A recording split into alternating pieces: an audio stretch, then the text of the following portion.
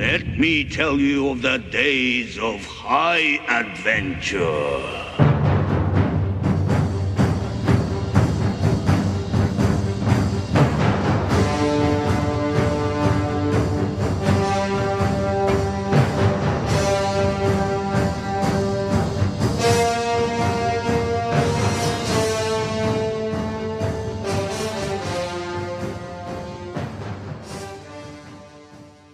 Hey there nation, welcome to the show where we help you to play miniatures wargaming on a budget. It is I, Commander Cheapskate, and we are back with another episode of the Golden Age. This is our series of weekly Warhammer Fantasy Battle Reports, and this is Battle Report number 92. It is a 3,000 point battle that is fought between Lady Domina as well as myself. Lady Domina is bringing House Daechir, the Golden Reavers of Skyros, a 3,000 point Dark Elves army, and I'll be playing the Gorepilgrims of the Bloodwind Spoil, my 3,000 point Khorne Legion of Chaos army. We're continuing on with our battle reports, showcasing the capabilities of our Gorepilgrims of the Bloodwind Spoil army. So this Chaos Legion of Khorne army has been going through all of our studios armies one by one, and I'm super excited for this one because it's the very first time we'll actually be taking on Dark Elves. So I'm really super excited to see exactly how this battle goes. So with that being said, ladies and gentlemen, we're going to play some background music real quick with the battle prayers of Conan. If you want to see exactly what we're bringing for this one, go ahead and pause and take a look at your own leisure. So that being said, let's get this battle report on a roll. Crom, I've never prayed you before. I have no tongue for it.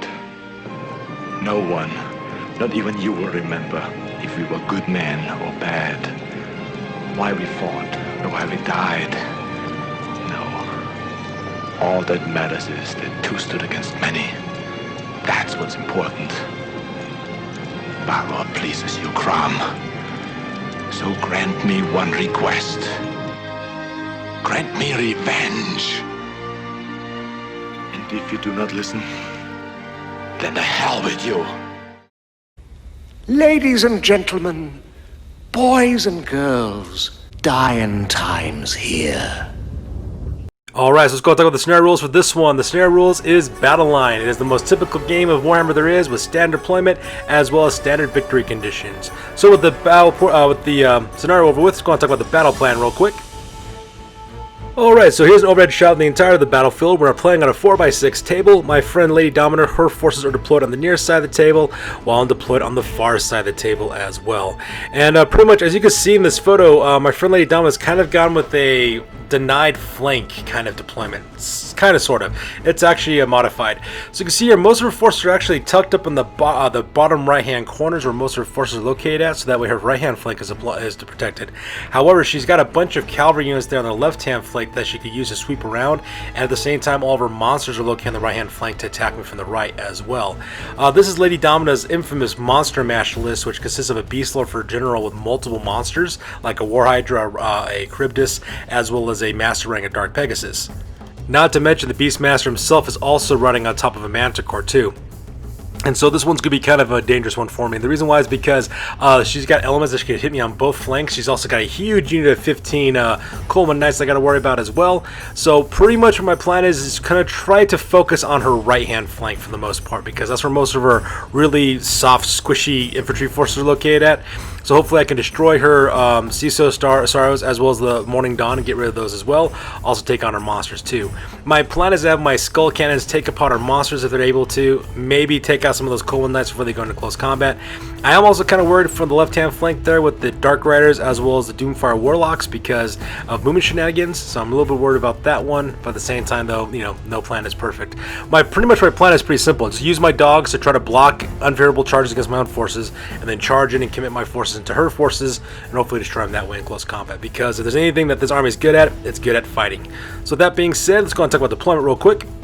Alright, so let's go and talk about the plan real quick. We're going to talk about the House Daechir, the Golden Reavers of Skyros. So over in the far left-hand flank, they have the Shadowrunners, as a unit of 5 Dark Riders. They got Standard Bearer, as well as hand weapon spears, repeater crossbows. They also pack in light armor. They're also mounted on Dark Steeds, and they also Vanguard up 12 inches. Right next to them on the right-hand side, that is the Shacklemore Seers, as a unit of 5 Doomfire Warlocks. They're level 2 wizards with spells of the Cursed Coven. They also got a Master's Warlock as well. Those guys have hand weapons, and they also have poisonous attack too, and they're also Vanguard up 12 inches. So really deadly left-hand flank. Continuing on with her left-hand flank, on here on the left-hand side, we have Mistress Iridani, the Consort Dagon. She is a master who's got a great weapon, heavy armor, sea dragon cloak, as well as shield. She's also mounted on a Dark Pegasus, and she also has the Cloak of Twilight. So she's got 3 of ward saving and shooting attacks and spells. Plus, in the first round of combat, she casts Killing Blow, as well as causes D3 wounds. So that's kind of scary as well. And then right next on the right-hand side, that is the Crimson Blades of Karon Kar. It is a unit of 14 Cold One Knights with full command. They're also armored lances, heavy armor, and shield, mounted on cold ones. And leading that unit is Milady Murder, who is a tamer of beasts. She's a sorceress, level 1, lore of beasts. She's got the Weston's wild form spells, and she also has a dispel scroll. And that pretty much makes up the last elements of her left-hand flank. Now moving on to the center of our army, on the left-hand flank there, that is a unit called the Morning Dawn. It is a unit of 20 Dark Shards with Musician and Standard Bearer. They also got the Band of Eternal Flames. They're also packing light armor as well as repeater crossbows. And right next on the right-hand side, that is a unit called the Seastone Sorrows. It is a unit of 38 Dread Spears with Musician and Standard Bearer. They got spears, light armor, and shields. They also have the Standard Discipline, give them +1 leadership. However, they will not be able to use their General's Inspiring Presence, but that's not much of an issue for Lady Dawn because their General is usually far away from this unit as well. Leading that unit are 2 characters. We have Sister Sinner, the Oracle of Kos. She is a Supreme Sorceress who's a level 4 wizard with the lore of Dark Magic. She's also got the Book of Asher, giving her +1 to cast as well as Dispel attempts, which means now that she also has, 6 up on her casting from casting for the lore of Dark Magic because of Akarthi's blessings, so that's absolutely terrifying. She's also got a Talisman Endurance, giving her 5 award save as well. And also leading that unit is another character named Captain Lodi Daechir, the Golden Sun. He is a master who's also Battle Standard Bearer. He's got great weapon, heavy armor, shield. He's also got Sea Dragon Cloak as well. And then right in the back there, that is Lord Mydaas Daechir, the Golden Lord of Skyros. He's a high Beastmaster. He was also the general for this army as well. He's got a Sea Dragon Cloak. He's also got the Chill Blade as well as Armor of Fortune. So he's got a heavy armor as well as a 5 award save. He's got the other Trickster shards, so that way you have to reroll successful award saves. And he's also riding Kalibos. His Manticore has got Ironheart Skin as well as Blind Rage upgrades. And that makes up his center for the center for Lady Domina's army. And finally, making up her right-hand flank on the left-hand side, that is Virzil the Broken. He is a War Hydra with a Fire Breath upgrade. Next to him on the right-hand side, that is Rathrek the Maw. It is a Charybdis. And finally, on the top of the tower there, we got the Storms of Kos, which are 2 Reaper Bolt Throwers. And that makes up Lady Domina's right-hand flank for this battle report. Alright, so we go across the table now to the Gorepilgrims, the Bloodwind Spoil. Starting on my left-hand flank, we have the Scions of Destroyers, a unit of 8 Chaos Knights of Khorne with full command. They got ensorcel weapons, Chaos armor, shields, and they're mounted on barded Chaos steeds. They also have the Standard Discipline, giving them +1 to the leadership. They can't use the General's Inspiring Presence rule, but that's okay though, because these guys are usually operating on their own. And the reason why I've given that unit that standard is because in this unit is Arbal the Destroyer, the champion of Khorne. Arbal the Destroyer, he is the freaking man. He is my exalted hero of Khorne. He's got a great weapon, chaos armor, and shield. He's also got the Helm of Many Eyes, so it gives him stupidity, but he always strikes first. So that's why I put that additional banner on there to give him a 9 of leadership test. He's also packing a Dawnstone, so that way he can reroll filled armor saves. He's also mounted on a demonic mount. And that makes up my left-hand flank for this one. Now there's a close-up of my center, the left-hand side of my center plate. Now if you're wondering why Karanak, the Hound of Khorne, is there, that is not Karanak. Well, it is the miniature, but he is proxying my Demon Prince is what he's doing. And the reason why is because the Black Legion, which is the unit of 23 chosen there on the right-hand side, when I rolled for their Rewards of Chaos, I rolled 2 6s, so the champion of that unit got elevated to Demon Prince, so it passes leadership test, so he is a Demon Prince now. So that's where that Karanak model represents. He is the champion of the Black Legion who is now leading it. Now, right in front of them, the front there, that is the Blood Rider. The Blood Rider is one of my skull cannons of Khorne, and right behind him is the Black Legion. It is a unit of 23 now because the champion became a Demon Prince. 23 chosen of Khorne. They got Musician, Standard Bearer, as well as Halberds and Chaos Armor. They also got the Banner of Rage, that way they can never lose their Frenzy. Right behind them in the back, that is Svarthal the weakest, that is Svarthal the Brazen Bull. He is a Chaos Sorcerer Lord who's got a level 4 Lore of Metal is what he decided to give on this guy. He's got Searing Doom, Enchanted Blades of Iban, Glittering Robes, and Final Transmutation. Now you might be wondering, Commander Chiefskate, why did you go away from the Zote to go with a normal Chaos Lord? The reason why is because if I combined him as well with the War Shrine for a mount that he's riding, which is the Brazen Bull, It actually costs less than having a Zote with a War Shrine as well. And plus, not to mention, the Zote was cool because I got to buff my units, but I had no magical attacks, and that was one of the things I was kind of worried about in case I ran into ethereal units. Whereas this way, I can use Searing Doom, I can give Enchanted Blaze the IBAN off as well. At the same time, I could also buff up my Marauders with Glittering Robes, so I figured as a cappy medium. Svarthol the weakest, he is packing the Sword of Might, giving +1 strength in close combat. He's also got the Skull of Catan, so that way he rolls 6 dice instead of challenging instead of 1, and of course, unfortunately, when he rolls, he loses -1 of his leadership, but at the same time helps out. And like I said before, he's mounted on the Brazen Bull, which is a Chaos War Shrine of Khorne. And then finally, at the front there, we have the Flesh Terrors, Unit 5 Chaos Warhounds. So moving on to the center of my army now. In that unit, we have the Marked Men as a unit of 25 Chaos Marauders of Khorne with full command. They got hand weapons, flails, light armor, as well as shields. They also got Frenzy, which is kind of cool. And leading that unit is my General Scylla Angerfim. He is a general. He's a special character. Chaos Spawn. He's got the Brass Collar of Khorne. He's also got Frenzy. He's also my my army's general. All right, next up in the front there, that is the Fangs of Nyr, which is 5 Chaos Warhounds. And finally, making my far right-hand flank, we have the Flayers of the 8 Points, is a unit of 23 Bloodletters of Khorne with Musician Standard Bearer. They got Hellblades. They're also packing the Banner of Swiftness, making the movement 6. And leading that unit is the Sanguine Skinner. He's the Herald of Khorne. He's also my Battle Standard Bearer. He's got the Greater Locus of Fury, so that way that unit has Frenzy. He's also got a Hellblade. He's also packing the Banner of Eternal Flame, so that way these guys have flaming attacks. And up in the front, that is Crimson Chaos. That is my last Skull Cannon as well. And as I said before, we also got a Demon Head as well for the Champion of the Black Legion. I rolled 46 because I get 1 additional die from their attribute, from their special rule, +1 from the War Shrine. I rolled all 4. I got 2 6s, a 2, and a 1. So I picked the 2 6s, and I passed the leadership test, and bam, got another Demon Prince on the table, which is absolutely awesome. So with my deployment over with, we go directly to the top of turn number 1, and both Lady Dominant and I roll off for initiative to see which of us will be going first. Alright, so that takes us directly to the top of turn number 1, and the Chaos Legion gets to go first, so which is all kinds of awesome for me. And as you can see in this photo, I start moving up as quickly as I possibly can. I am Chaos Legion of Khorne. It's not really complicated for me to be successful.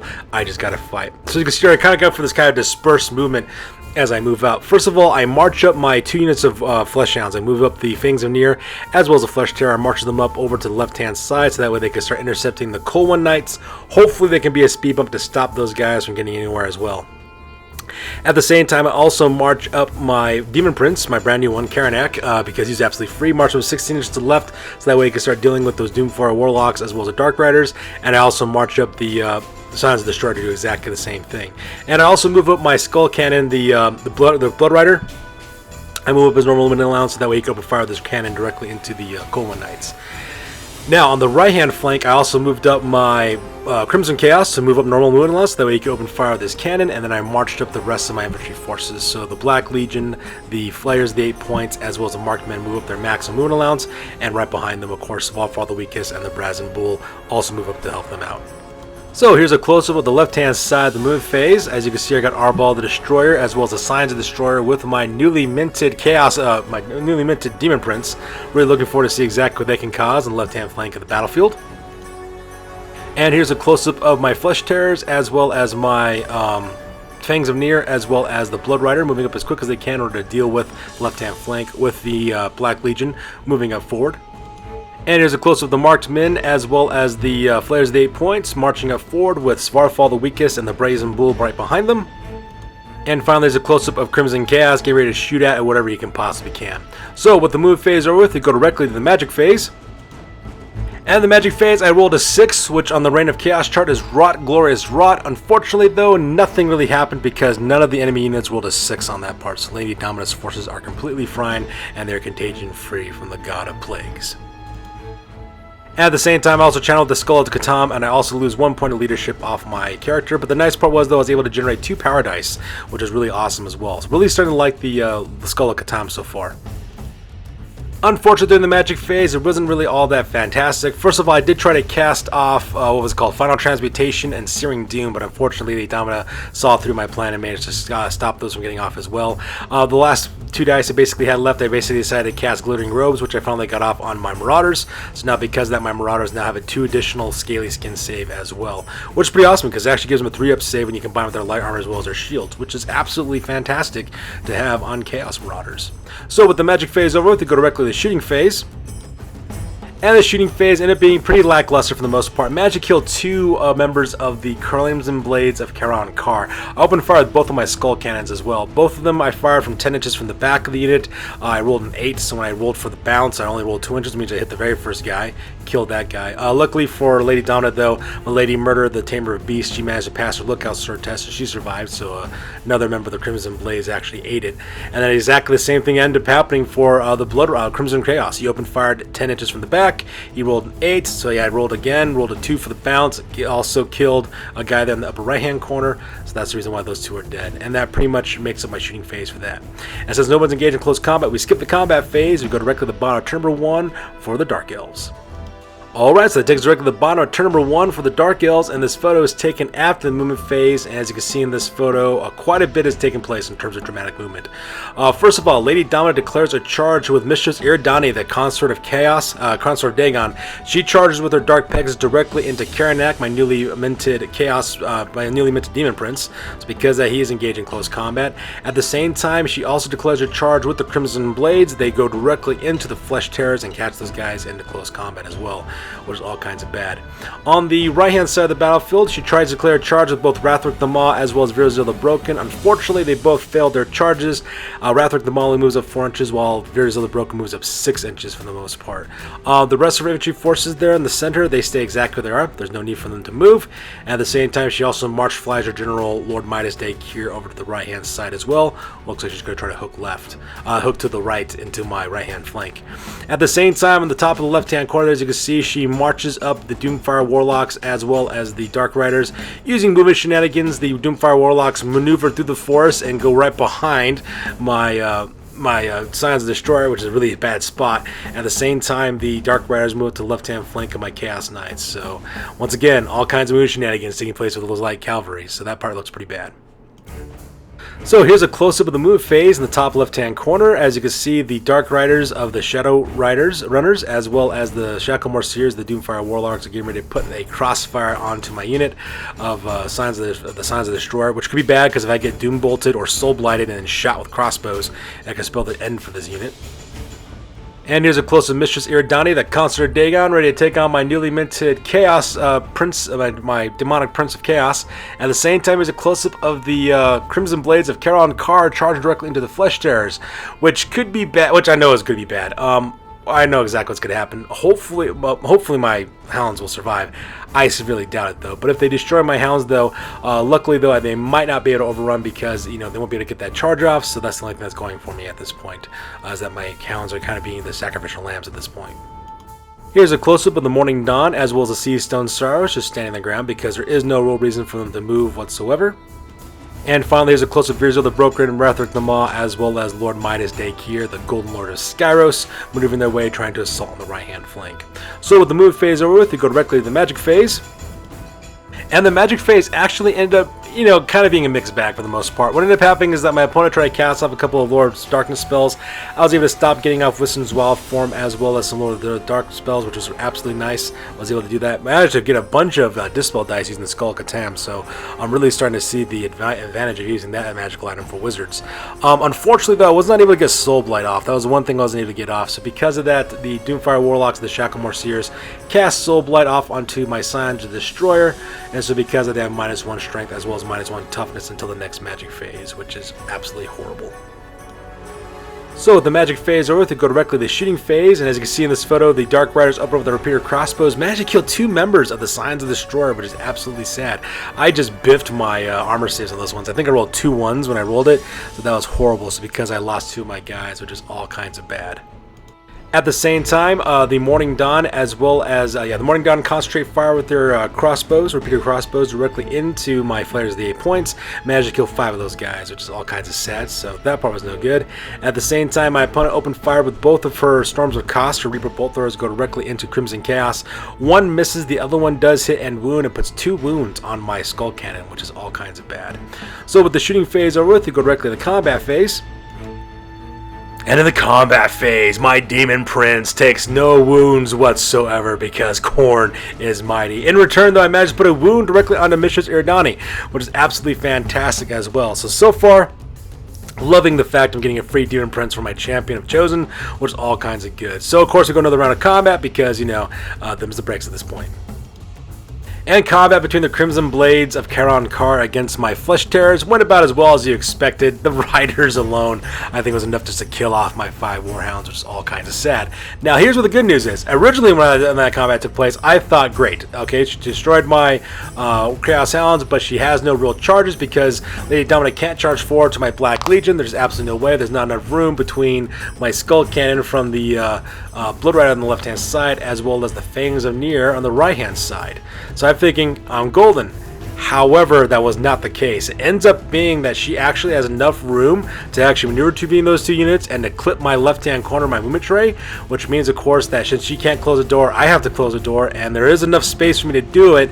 So, just like that, she slips right between the Blood Rider as well as the Fangs of Nier, goes directly into the Black Legion, catching those guys in the close combat, which is actually not that great for me because I was planning on using these guys to attack the Dark Elves, which means now the other 2 units, the Flayers of the 8 points, as well as my Marksmen, will have to do it, which is, you know, okay, I guess. You know, they should be able to do a good job against Dark Elves. So, but man, did not expect to get charged like that by that huge unit of Cold One Knights.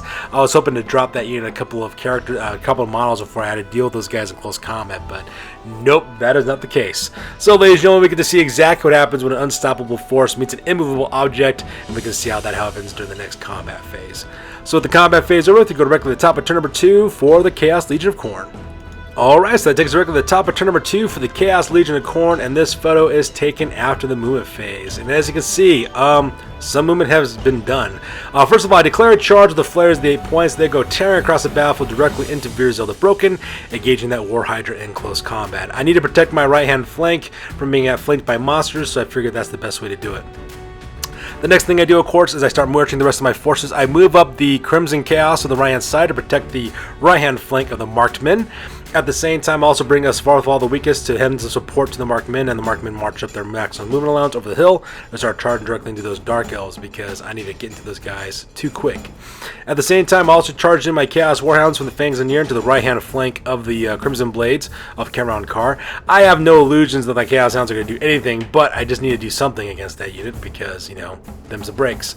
At the same time, I also march up my Silent Destroyer, just kind of hook a right, so that way they can go to the right-hand flank of my enemy and leaving those 2 light cavalry units behind because I don't have time to mess with those guys. I have some Dark Elves I need to kill, and that's exactly what I'm planning on doing. Everything else is engaged in close combat. Oh, I forgot to mention, my Blood Rider, my Skull Cannon, there on the left-hand side, he moves through the forest, passes danger terrain tests. I plan on grape shotting those Doomfire Warlocks and putting some pain that way. So here's a close-up of the move phase. As you can see, the Signs of the Destroyer with Arbal the Destroyer, hook a right, heading directly towards the right-hand flank of the Dark Elves. At the same time, Mistress Iridani is still engaged in close combat with my newly summoned Demon Prince. And here's a close-up of the top left-hand corner with the Blood Rider, getting ready to open fire with Grape Shot directly into those Doomfire Warlocks and getting some payback for putting Soul Blight off on my Chaos Knights. And here's a close-up of that impossible overrun from the Crimson Blades of Khorne Legion going directly into the Black Legion. At the same time, my Fangs of Nier have flanked on the right-hand side, so hopefully I can do some good. Hopefully my Warhounds can disrupt them and, you know, do it that way. That's assuming, of course, that any of my Warhounds survive this combat, but, you know, a man can hope. And here's a close-up of Svarthol the Weakest, as well as the Marked Men with Scylla Angerfin, moving as quick as they can across the battlefield to engage those Dark Elves. And finally, here's a close-up of the Flayers of the 8 points, getting ready to take it to Virzel the Broken, and I'm kind of excited to see how that combat goes. And finally, there's Crimson Chaos moving up to block up Rathric the Maw, as well as my enemy, my Lady Dominus General, Lord Mydaas Daechir. So the move phase over, we go directly to the magic phase. And in the magic phase, I rolled a 7, which is Eye of the Storm, which basically means that if your sorcerer has a chaos mark, you use one of the mark associated to one of the various chaos gods. Since Varthol the Weakest has no mark, nothing happens for the most part. So I just generate 7 power dice. At the same time, I also consult with the Skull of Catan and lose 2 more points of leadership. So because of that now, Varthol the Weakest is now leadership 5, which is absolutely terrifying. But at the same time, though, I managed to get 4 additional power dice, which is all kinds of awesome, which is totally worth it. So the first spell I cast is Final Transmutation. I put it directly onto the Seastone Sorrows, which is absolutely fantastic. I managed to kill 10 of those Spearmen, which is absolutely fantastic, but the icing on the cake, I killed Sister Sinner, the Oracle of Kos, as well as Lord Lodi Daechir, the Golden Sun as well. By doing that, I shut down her magic phase because I killed her level 4 caster. At the same time, I also killed her battle standard bearer, so she won't be able to get rerolls from the stand your hold your ground rules, which is absolutely fantastic. And the icing of the cake, I put stupidity on this unit for a unit within 12 inches as well. Now the stupidity is kind of a mixed bag because Dark Elves have a pretty good leadership, so it might not work. But at the same time, though, kill the wizard, kill the battle standard bearer. I'm all kinds of happy with that result. Unfortunately, the rest of my magic phase wasn't so great. I did try to cast off Glittering Robes off onto my unit of my Markman once again, but unfortunately now I decided to spell that.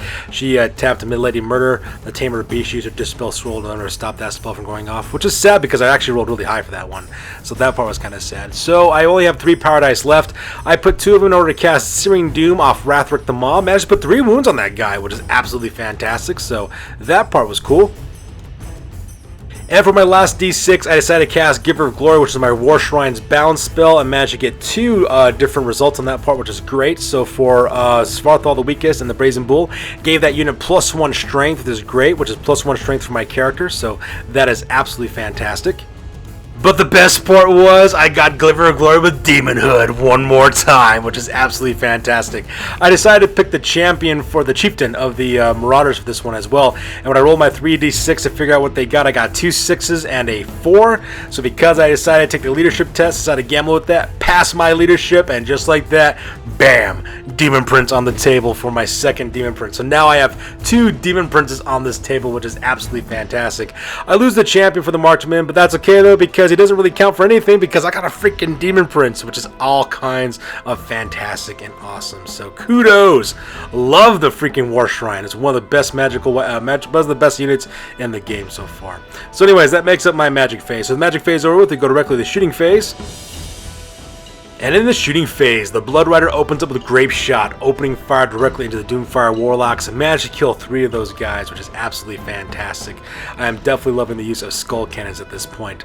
Unfortunately, Dama, she does have to take a panic test, and she fails her panic test, resulting in these guys fleeing off the table. Those guys, I think, rolled box cards in order to escape, so they flee off the table to the left-hand side to get away from the Blood Rider, and those guys flee off the table, netting me some juicy points. At the same time, Crimson Chaos, he opens up with his Grape Shot directly into Lord Mydaas Daechir, the Golden Lord of Skyros. Managed to put 2 wounds directly onto the General, at the same time put 3 wounds on the Manticore, which is all kinds of awesome. So now that General is only 1 wound away from being killed, while his Manticore has got 3 wounds carrying it, which is all kinds of fantastic. Loving the shooting phase so far. So with the shooting phase over with, we go directly to the combat phase.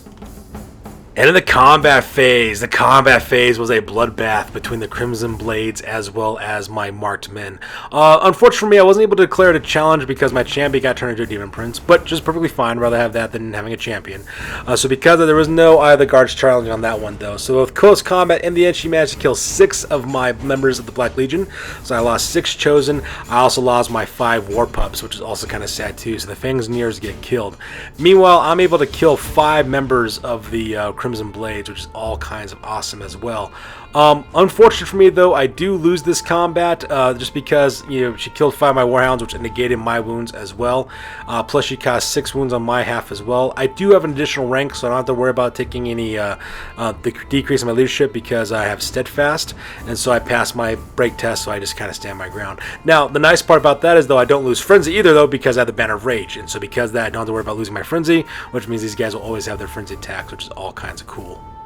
Meanwhile, on the left-hand flank, my newly summoned Demon Prince puts the curb stomp on Mistress Iridani, the consort of Dagon. I managed to kill her as well as her Dark Pegasus, which is all kinds of awesome. So all hail the newly minted Demon Prince.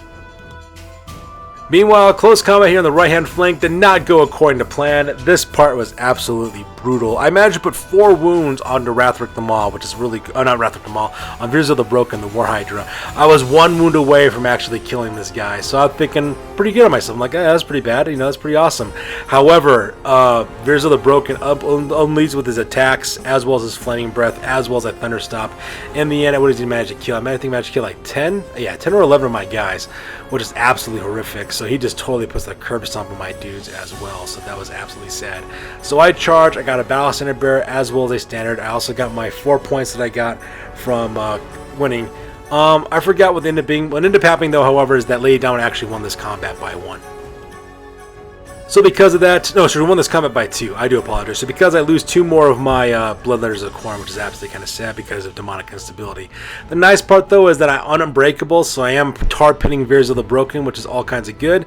This will buy me some time. Hopefully next combat round I can finish off Veers of the Broken with my Blood Letters. I can then also send in my Chariot if I need to directly into Rathric the Maw, so that way I can fight him if I have to. At the same time, I got my Demon Prince that could also, cause some harm as well.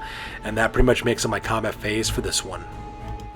So with the combat phase, we're going to go directly to the bottom, turn number 2 for the Dark Elves, and this photo is taken after the movement phase, and as you can see, some charges have gone off on the right-hand flank. First of all, Lady Dominant decides to declare a charge with Rathric the Maw. Rathric the Maw goes directly into the Crimson Chaos, so now my Skull Cannon is engaged in close combat with the Charybdis. At the same time, she also declares a charge with Lord Mydaas Daechir, the Golden Lord of Skyros. She goes charging across the right-hand flank, directly into my newly summoned Demon Prince from the Marked Men as well. So because of that, the champion of the Marked Men goes up against Lord Mydaas Daechir, and I'm liking my odds in that combat. I got a Demon Prince versus a severely wounded Manticore and General, so I'll take those odds as well.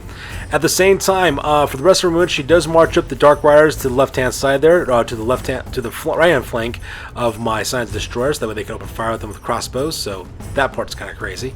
At the same time, she also takes a leadership test for her Seastone Sorrows and fails a leadership test for the Stupidity.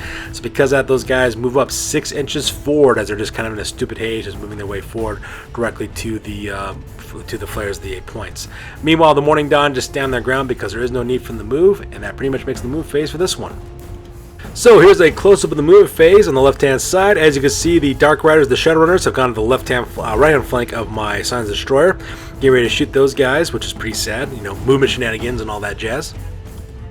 And here's a close-up of the Crimson Blades of Kevron Carr, still engaged in close combat with my Black Legion, so that part's kind of crazy. And here's a close-up of the Stupidity test being failed by the Seastone Sorrows. Those guys stumble up 6 inches forward, just 1 inch away from actually engaging with my Flares of the 8 Points, which is absolutely kind of hilarious as well. So whenever elves are stupid, it's always a fun time watching that happen. And finally, here's a close-up of the charges that took place in the right-hand flank, with Rathric the Maw going into the Crimson Chaos, as well as the Lord Mydaas Daechir, as well as Kalibos going directly into my Marked Men Demon Prince. And I'm really excited to see how those combats are going as well. So with the movement phase over with, we go directly to the magic phase. And the magic phase, my opponent does try to cast Wiston's Wild Form, but I was able to stop that. But unfortunately, though, when I consulted the Skull of Catan, I actually rolled an additional 1. So because of that, now I'm actually in minus leadership 4, which means that my Svarthal, the weakest, has leadership 4 at this point. So the whispering voices in his head are getting much, much stronger. Needless to say, I was able to stop Wiston's Wild Form, which is absolutely fantastic. And that pretty much shuts down Lady Dominant's magic phase, because that's the only caster she has left. However, in the shooting phase, though, that part was not so great, as you can see in this photo. Lady Dominant opens up with both the Morning Dawn as well as 2 Storms of Cost, or 2 bolt throwers. Her bolt throwers open with multiple shots, and her Morning Dawn opens up with multiple shots with her crossbows. As you can see in this photo, pretty much just gutted this unit, as you can see there. I think I only have, what is it, 4, 8, 11? I only have 11 Marauders left, as well as my General. Pretty much cut this unit in half, which is absolutely fantastic for my opponent. I did not realize how important that Glittering Robes was for this unit, because, those shots are strength 3. These guys are only toughness 3, so you only roll up on a 4 up for the crossbows, and don't need a 2 up for the multiple shot bolt throwers. Plus the multiple shot bolt both throws, I don't get any armor saves, and I lose 1 point armor saving from the armor piercing value on the crossbows. It was absolutely horrible. I was just so kinds of sad seeing all these guys being killed. So once again, showing how important it is to get glittering robes off of this unit, because these guys are definitely a glass cannon. So with that, we go directly to the combat phase, and blood for the blood god this combat phase. This combat phase was absolutely fantastic. First of all, Lady Domina, of course, attacks with her general, Lord Mydaas Daechir. Unfortunately for her, though, she flubbed her hit rolls. She was unable to hit my character. She rolled a bunch of 2s the first time around, and when she re-rolled again to see if she strikes again, because I always strike first, she failed again. So because of that, was not able to put any hits directly off onto my general, which is all, not my general, off on my marked Demon Prince, which is absolutely fantastic. So because of that, we go to the initiative order. My character then gets to go next. I decided to direct my normal attacks directly into the Manticore. I decided to do that first. So because of that, I kill the Manticore. Manticore gets killed. Kill the mount right beneath the character, so the character's back on the ground again. And the reason why I did that is because once that character's an infantry character, I can then Thunder Stomp with my Demon Prince. I Thunder Stomp 5 times, and I crush that Beast Lord's head directly in the skull. So the Demon Prince chopped off the head of the Manticore, crushed the skull of the general, and it's all kinds of awesome for the glory of Khorne. And then on the right hand flank, the Flares, the 8 points, are able to finish off Virzil the Broken and manage to kill that guy, and they turn to face against the Sea Stone Sorrows. So another skulls, well actually 7 skulls for the Blood God. And finally, my chariot was able to put the last 2 wounds directly onto Rathric the Maw and managed to kill him as well. And then he turns the face directly to open fire with some rape shot or cannon shots directly into the Storms of Chaos. Blood for the Blood God. Meanwhile, on the left-hand deployment here on the left-hand side, it was all kinds of beautiful. In the end, I lost 6 members of the Black Legion, which is kind of sad. However, I managed to kill 5 Cold One Knights, as well as Milady Murder, the Tamer of Beasts, leaving only 3 of these guys left when it was all said and done. It was absolutely fantastic. Needless to say, I won combat, so my opponent has to take a break test, and Lady Domina fails. She rolls a 4 to get away, I roll a 5 to pursue, and I run them down, murdering the Crimson Blades of Charon Kar one by one as the Black Legion surges forward. All praise Khorne. And the best part about all that is that my turn is next, which is turn number 3 for the Chaos Legion. I get to go first. So that is absolutely fantastic. So after that super destructive combat phase, I go in for the kill is what I decided to do. First of all, I declare a charge with my Scions of Destroyer. I roll my 3d6 for their Swift Stride, and I rolled Boxcars. So I go tear across the battlefield directly into the left-hand flank of the Morning Dawn. So that part was fantastic. I then charged forward up with the Black Legion directly into the Shadowrunners on the left-hand side. So sent those guys to deal with those light cavalry, and the reason why is because that unit's almost a quarter of his normal strength, so you know I gotta do what I gotta do. At the same time, I also charged forward with the marked men as well, going directly into the Morning Dawn to finish off those guys. I charged in the Flares of the 8 points to deal with the Sea Stone Sorrows, as well as my marked men Demon Prince. He goes directly in the front of them to deal with those guys as well. Svarth, the weakest, moves up forward to lend some magical support. Same thing with the Blood Rider, the Crimson Chaos, as well as my Black Legion Demon Prince. They move as quick as they can to the main lines to start finishing off these Dark Elves, because I'm smelling blood in the water and we gotta destroy these guys. So here's a close-up of the move phase on the far left-hand flank. As you can see, the Black Legion has gone directly into the Shadowrunners, and I'm really looking forward to that combat because Dark Riders have nothing against fully frenzied Chaos Chosen. And here's a close-up of my Black Legion champion, Demon Prince, as well as the Blood Rider, trying to move as quickly as he can to the right-hand side of the battlefield to gain and join in on the rest of the combat going on over there. And here's a close-up of my Scions of Destroyer, as well as the marked men getting the Morning Dawn into a pincer attack, which is absolutely fantastic. And finally, here's a close-up of my Marksman Demon Prince, as well as remains of the Flares of the 8 points going directly into these Dark Elves. I'm not really sure how this combat's going to go, to be perfectly honest. The Flares of the 8 points are almost combat ineffective, but at the same time, though, they're unbreakable, so at least I can tar pit them for another turn if I'm able to. So with the move phase over, we go directly in the magic phase. And in the magic phase, the winds recede. I roll Snake Eyes for the winds of magic, so because of that, all demonic models suffer twice as many damage for instability rules, which absolutely kind of sucks. At the same time, I also lose another point of leadership as well, and I don't get any additional paradise, and so the voices are getting super strong, and Svarth, the weakest, is head. In the shooting phase, I try to have both of my skull cannons open up on the Storms of Chaos. Unfortunately, the Crimson Chaos missed his shot, wasn't able to hit him with the bounce. At the same time, I rolled a misfire for the Blood Rider, so because he will not be able to fire this turn. So he turns 180 represents the fact they won't be able to fire or move this turn, which is absolutely kind of sad. So with the movement, with the shooting phase over with, you go directly to the combat phase. And in the combat phase, the Black Legion slaughter all 5 Dark Riders of the Shadowrunners, and they bathe in the blood of elves and offer the skulls to the Lord of Skulls, Khorne, in all glory and all kinds of gory happiness. And praise blood to the blood god. As you can see in this photo, I kill every single member of the Morning Dawn except for 2. They do manage to kill 3 of my Chaos Marauders, which is kind of sad, but at the same time, though, we absolutely slaughtered them. From the attacks from Arnzipal the Destroyer, as well as the 2 Chaos Knights, as well as Scylla Angerfim, as well as the frenzy attacks from my Chaos Marauders, Arm of Flails, they just absolutely destroyed these Dark Elves to the man almost, only leaving 2 of them. Obviously, Lady Domina has to roll Snake Eyes in order to stand her ground, and she doesn't. She flees. I pursue. My Marauders actually pursue her off the table and destroy that unit, so that was absolutely fantastic. At the same time, Arnzipal the Destroyer, as well as his Scions the Destroyer, overrun directly into the left-hand flank of the Seastone Sorrows, just in case that combat goes another round. And speaking of that combat, all kinds of deliciousness ended up happening for this one. In the end, I lost one of my Flares of the 8 points. That part was kind of sad. However, between Sanguine, Skinner, as well as the rest of my Flares of the 8 points, as well as my Demon Prince, I was able to break this unit for the most part. As you can see there, I managed to kill, was it 10, 11, 13? Managed to kill 13 Dark Elves when it was all said and done, which is absolutely fantastic. Not to mention, this unit was also disrupted because of the charge taking place on the left-hand flank as well. Needless to say, I won this combat by a landslide, and she breaks, I pursue. As you can see there, the Scions of the Destroyer run those guys down and slaughter them like the weak lambs they are, offering their skulls to the Lord of Skulls, Khorne. And with that, that takes us directly to the end of the game, with the Chaos Legion managing to pull the win off this one, slaughtering almost every single one of Lady Domina's forces except for her 2 Bolthors, which are located on the top of the tower, which is absolutely fantastic. So with that being said, ladies and gentlemen, we're going to go directly to the after action report, because this battle report is now officially over. That's it, man. It's game over, man. It's game over. Sure, I could have stayed in the past. Could have even been king. But in my own way, I am king.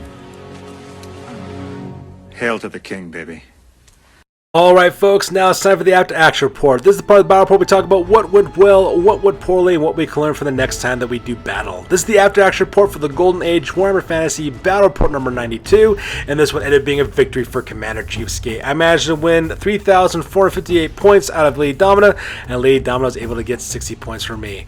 For my losses, I lost the Flesh Terrors, the Fangs and nearly half of my units. Meanwhile, Lady Domina, she lost Lord Mydaas Daechir, the Golden Lord, as well as Kalibos, Sister Sinner, the Oracle of Kos, Captain Lodi Daechir, the Golden Sun, Milady Murder, the Tamer of Beasts, Mistress Iridani, the Consort of Dagon, the Seastone Sorrows, the Morning Dawn, the Shadowrunners, the Crimson Blades of Charon Kar, Virzo the Broken, the Shacklemore Seers, as well as Rathric the Maw. In this battle, my god, this battle was extremely bloody.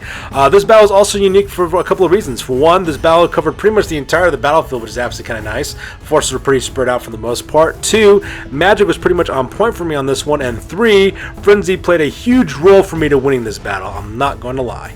And like I said before, the fight was really spread out. A lot of the fighting took place mainly on the flanks of the battle. That's where most of the decisive victories were taking place, as well as the center as well.